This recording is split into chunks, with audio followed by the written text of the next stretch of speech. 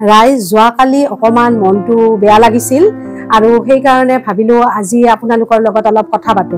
যোৱাকালি আমাৰ উত্তৰ গুৱাহাটীৰ ফেৰী এখনৰ পৰা এজন মানুহে জপিয়াই আত্মহত্যা কৰিছে আৰু মই ভাবো আত্মহত্যা কোনো সমস্যাৰ সমাধান নহয়, কাৰণ তেওঁৰ এখন চিঠি পোৱা বুলি কৈছে নিউজত আৰু সেই চিঠিখনত তেওঁ লিখিছিল তেওঁৰ ঘৰৰ কিছুমান পৰিস্থিতিৰ কথা, তেওঁৰ কথা আৰু লগতে তেওঁৰ ল'ৰাটোৰ চাকৰিৰ কথা।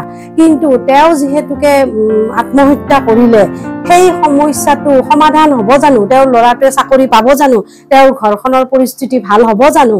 গতিকে সেইকাৰণেই মই ভাবো তেওঁ আত্মহত্যা কৰাটো কোনো এটা সমস্যাৰ সমাধান নহল। আৰু যোনে যোনে এই আত্মহত্যাৰ মনোভাৱটো মনত আনে সেইটো মই মোৰ ভাষাত ক'ব গ'লে মহাপাপ, আৰু সেইটো আচলতে এটা মানসিক ৰোগ বুলিও ক'ব লাগিব। তেনেকুৱা মনোভাৱ আজিৰ ডেটতো কোনোবাৰ যদি মনত খেলাই আছে, আপুনি অতি সোনকালে ডক্তৰৰ ওচৰত যোৱা, পৰামৰ্শ লোৱা ভাল হ'ব। কাৰণ আত্মহত্যা কোনো সমস্যাৰ সমাধান নহয়। জীৱনটোত ঘাত প্ৰতিঘাত সকলোৰে থাকে, চবৰে আছে, আমাৰো আছে, এই পৃথিৱীখনত যিমান মানুহ আছে সকলোৰে আছে। অকল ইমান সুন্দৰ জীৱন এটা ভগৱানে আমাক দিছে আৰু সেইটো অকলতে এনেকে মহতিয়াই নেপেলাব। কাৰণ এবাৰলৈ চিন্তা কৰিব, আজিৰ ডেটতো কিমান লোক চাগে নাৰ্ছিং হোমত ভৰ্তি হৈ আছে, হস্পিতালত ভৰ্তি হৈ আছে আৰু ভগৱানক প্ৰাৰ্থনা জনাই আছে, মোক এবাৰলৈ মৃত্যুৰ মুখৰ পৰা আহিব দিয়া, মই যাতে নমৰো, মোৰ ঘৰ আছে, সংসাৰ আছে, এইবিলাক কিমানেই চাগে ভাবি থাকে। তাৰ পিছত আৰু এচাম আছে এনেকে নিজৰ জীৱনটোৰ শেষ কৰি দিয়া নাপায়, শেষ কৰি দিব নাপায়। অকল সুখ পামেই বুলি ভাবি অহা মানুহবিলাকক মই কৈছো, যদি আমি অকল সুখেই পালো হয় তেতিয়াহ'লে জানো এই জেগাই জেগাই মন্দিৰ হ'ল হয়?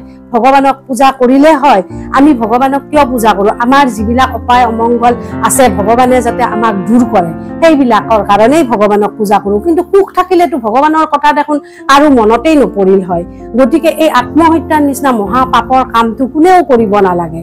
কাৰণ আজি মই এবছৰৰ ভিতৰতে বহুতখিনি আমাৰ আশে পাশে মই আত্মহত্যা কৰা মানুহৰ কথা শুনিলো। কালি শুনি মোৰ সকলো আগৰ কথাও মনত পৰি আজি মই এই ভিডিঅ'টো বনাইছো। গতিকে মই অনুৰোধ জনাওঁ সকলোকে, যোনে এই মনোভাৱটো ৰাখে সি ডক্তৰৰ ওচৰত যোৱাটো মোৰ কাৰণে অতি দৰকাৰী, মই ভাবো অতি দৰকাৰী।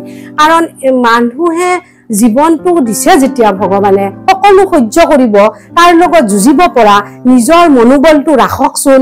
ইমান ভাঙি পৰিব মানুহ কেতিয়াও নালাগে।